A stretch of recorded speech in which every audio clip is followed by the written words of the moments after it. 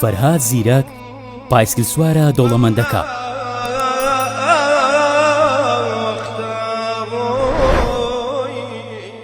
لە نێودڵی ئەو کۆڵانە تاریکانەی کە دانیشتوانەکانی عەیامێکە ژیانیان بیرچۆتەوە، یەکێک لەو سەرنشینانە گەڕیدەیەکی عەشقی ناکامە. بەبێ دەنجی، بەبێ ئەوەی شتێک بشێنێت، هاتە نێو دونیای ئەدەبیاتی ئاواز و لیریکی کوردی. بەبێ ئەوەی ئەو مەبەستی بێت گەورەترین تەکانیدا با میلیەت و مەقاماتی کوردی.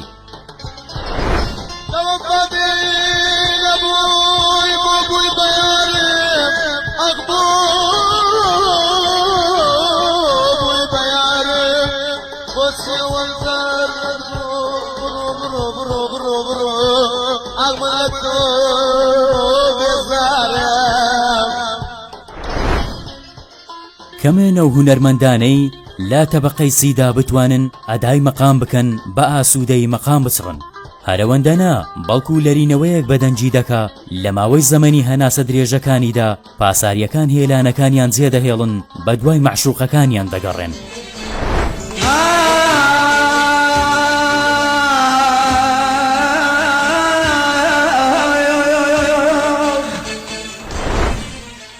با دەنجی فەرهاد گەورە بووین، لا دەلاقەی وشەکانیەوە سەیری دنیایەکمان دەکرد کە بەر لە ئەو وجودی نەبوو، لەوێ عاشق بووین. خۆمان بە خوێندنەوە گرت، ئەو چیرۆکانەمان دەخوێندەوە کە لە شەرحی ئاوازەکانی فەرهاددا هەبوون.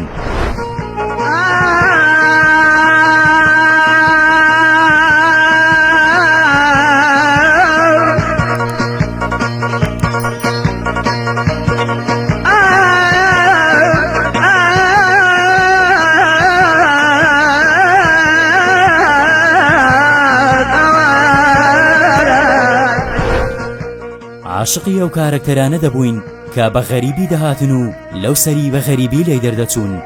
لە قەسیدەی شعری شاعیران فەرهادمان بینیوە باڵی هەبووە فڕیوە، وەلێ کە زوومی کامێرا غرورەکانی بینیوە بەهێ منی نیشتۆتەوە.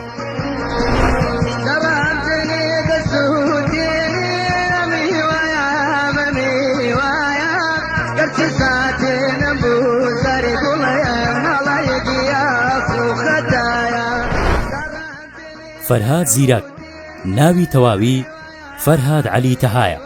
لە ساڵی 1961 لە شاری هەولێر لە خێزانێکی هەژار لەدایک بووە. لە تەمەنی هەرزەکاریدا عاشقی دەنجی حەسەن زیرەک دەبێت و هەر لەبەر ئەمەشە کە خەڵکی نازناوی زیرەکیان لێنا. ئەو نەچۆتە قوتابخانە و خوێندەواری نییە، بەڵام خۆی بووە بە قوتابخانە بۆ چەندین هونەرمەندی تر و ئەوان لێوەی فێر بوون کە چۆن دەرسی هونەر با هەوادارانیان بڵێنەوە.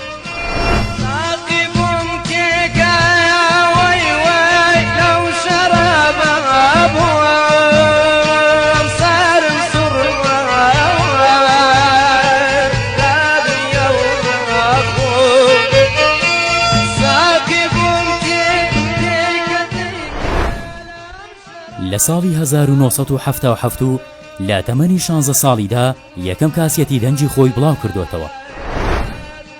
دوای سەرنەکەوتنی لە یەکەم پەیوەندی خۆشەویستی نێوان خۆی و عاشقەکەی، ئیتر زیرەک ژیانی هاوسەری پێک ناهێنێت و بڕیاری تەنیایی دەدات و گۆرانی بۆ بەدبەخت و بێچارەکان دەڵێت.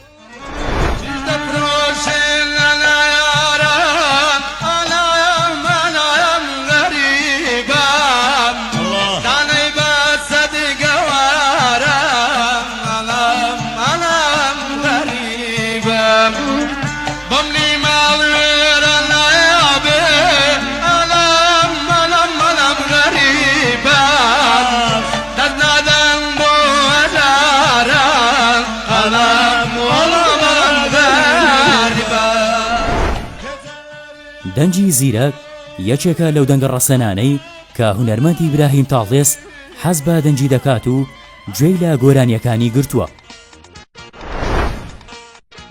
لە ساڵی 2007 باوکی زیرە کۆچی دوایی دەکات و ئیدی لەو کاتەوە بڕیاری وازهێنانی یەکجاری لە هونەر هێناوە و کەمترین جار لە بۆنە و ئاهەنگە تایبەتیەکان دەردەکەوێت.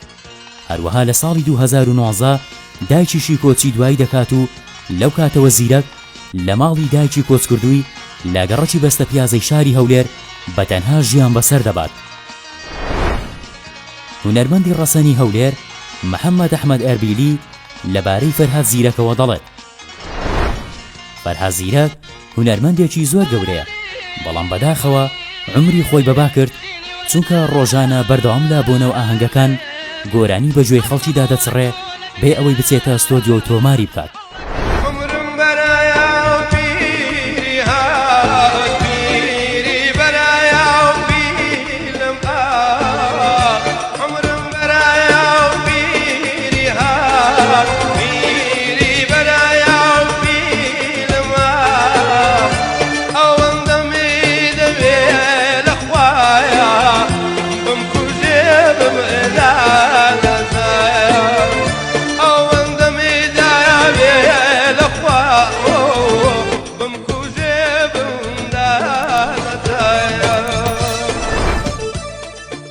سەرکەوت ڕەسوولی شاعیر لەبارەی زیرەکەوە دەڵێت فەرهاد زیرەک ئەو هونەرمەندەی بۆ ماوەی 45 ساڵە بەردەوامە لا پێشکەشکردنی هونەرەکەی بۆ تینی هەرە ژێرەوەی خەڵک و گەنجانی عاشق و خەڵکی ئازیزی ڕەشۆک و نەدار و بێپەناگا سادە و ساکار لە ناویان دێت و دەچێت لەگەڵ ئەوان دەژی و دەمرێت.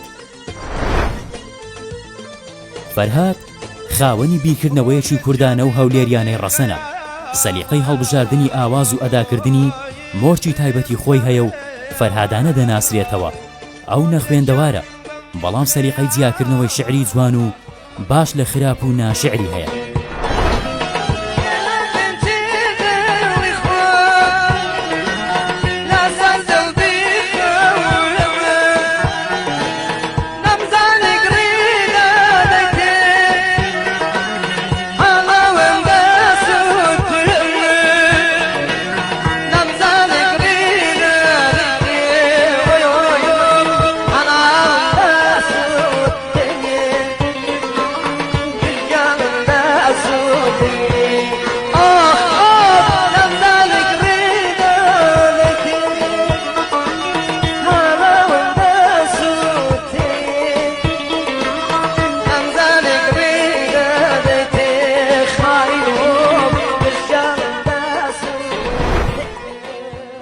فەرهاد کە بریایەکی گەورەی هەیە و هونەرمەندانە دەژیێت و تەنازولی لێ ناکات، لە هەر جەیەک ڕێز لە هونەرەکەی نەگیرا بێت یەک گوشەی بەسەر زاریدا نەهاتووە و پایدۆزی لێ کردووە.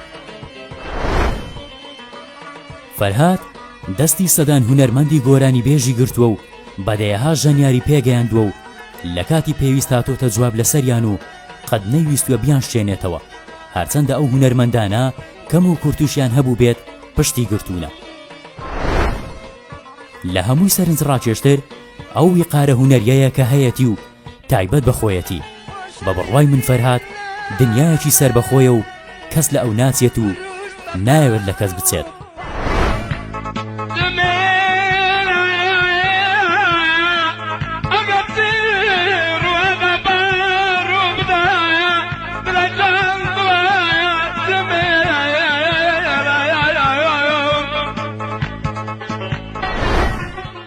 هاشم سەڕازی شاعیر لەبارەی زیرەکەوە نووسیوێتی بۆنی هەڵاڵان دێ سەدای چاوکاڵان دێ لە گەورە ماڵان دێ.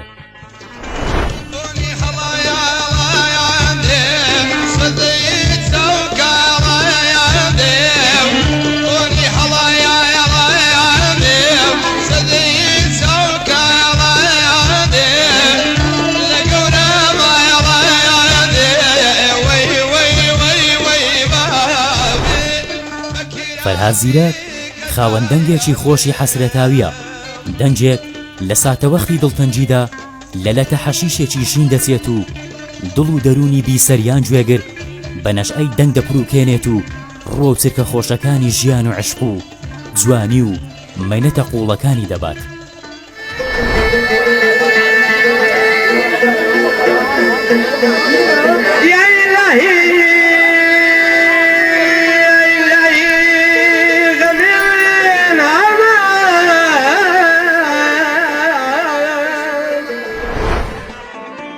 مانجی زیرەک جیایە لە مانجی فەلەک، ئەو لە زەوی لە گەڕەکی شان بە قوڕەکان بە دوای مانجی خۆیدا دەگەڕێت. مانجی فەرهاد لەم سەردەمە بێڕەحم و پڕدرۆیە مژدەی هاتنی داستانێکی تازەی پێیە. هەوادارانی زیرەک وە خۆی لە عەشق گەیشتون، ئەوان سادە بە دیاردەنگە بێغەڵ و خەشەکەی فەرهاد عەشقی خۆیان بۆ شیرین بەیان دەکەن. لە نیشتیمانی دڵی ئەواندا درۆ دەستگەرمکردنەوە نییە، ئەوان لە پێناو عەشقەکەیان دەبنە پێشمەرگە. دنیای زیرەک بیر و باوەڕی دۆگمای تێدا نییە، لا ئۆشۆی فەیلسوف دەچێت. پیاوی دیندارمان بینیوە لە شەقامێک گوێی لە دەنجی فەرهاد بوو و ئەو ڕۆژە تەندروستی تێک چووە، بەپەلە گەڕاوەتە ماڵەوە و بەنهێنی تێر تێر بەسەر یادەوەریەکان گریاوە.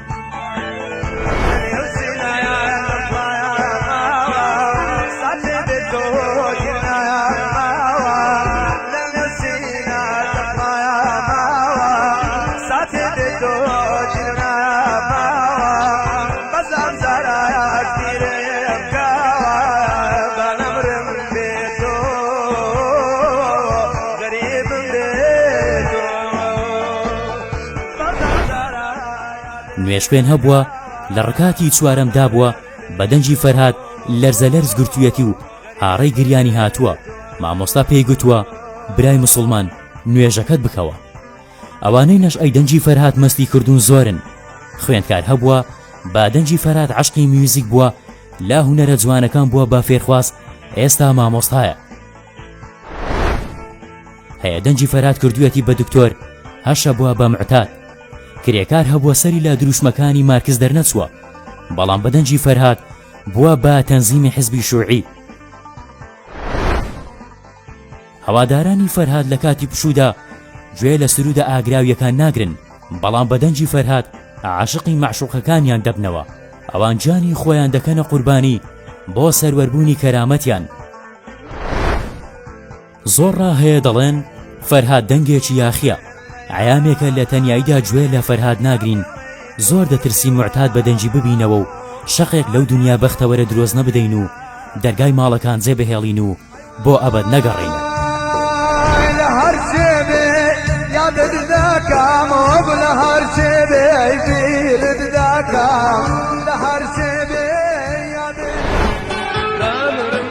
ئەسەف دەردی فەرهاد تەنها کوردبوونە.